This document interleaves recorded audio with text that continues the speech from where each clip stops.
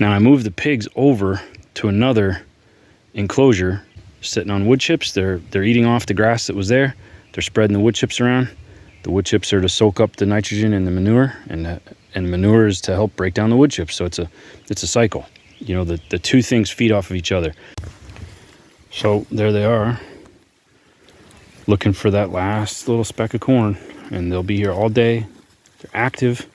They're not bored with their lives. I don't know if you've ever noticed, but a confined animal that's bored is a nuisance animal. They're always trying to bust out because what's outside is interesting. They want to explore. You've got to give them like a toddler. What do you put in their crib? A bunch of toys. You put a bunch of toys, they quit crying because they're entertained. If that entertainment gets you through 2 or 3 hours of the day, then it served its purpose. These pigs are laboring, and they don't know they're laboring. I couldn't pay a child to come and do this for me. They'd run off and go pick up a cell phone or an Xbox. You couldn't pay somebody to do this, but these pigs, you can't stop them from doing it. They're eager to do it. When they're done spreading all this, that grass on that bank up there, I'll just cut it off by hand with a little one-handed sickle and throw it into them. So they're always going to be getting forage, even though they're going to run out of forage in here. There's forage grows up around here, warm season and cool season. This can work for you. This is not hard. I don't have any money. I mean, I can't run to the co-op for solutions. And I haven't had to, because there's no problems with this system. There's no problems with this system. There's no meds in these pigs. There's no dewormer. There's no sickness. Well, Coleslaw got out. He's trying to eat the seed that I just put in yesterday out of this strip right here. What are you doing, big boy? What are you doing? The good thing about coming out, spending time with your animals every day, these come to my voice.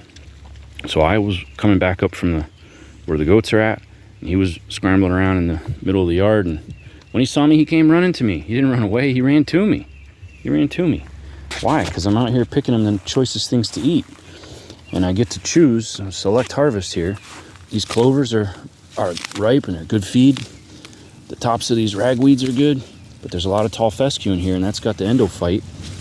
Right, Roxy? That's got the endophyte that causes ergotism. And we don't want that. So I kind of actually am trampling the seed heads.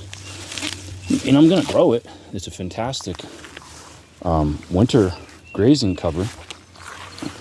After killing frost, the ergotism risk is gone, and then you can graze it down. So this is my winter area. So I don't want it to die. I just want to make sure I don't feed it to them. There's a lot of plantains in here, which is wonderful.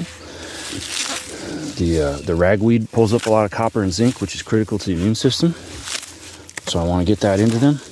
And I grow so much ragweed and goldenrod that I can't possibly stunt this stuff. It grows 5 feet, 6 feet tall out here. So I'm just trimming it back, taking off just the tops, which is where all the nutrition is anyway. Now this big girl, my sweet beaner, hi Beans, yes, she has never been an escape artist.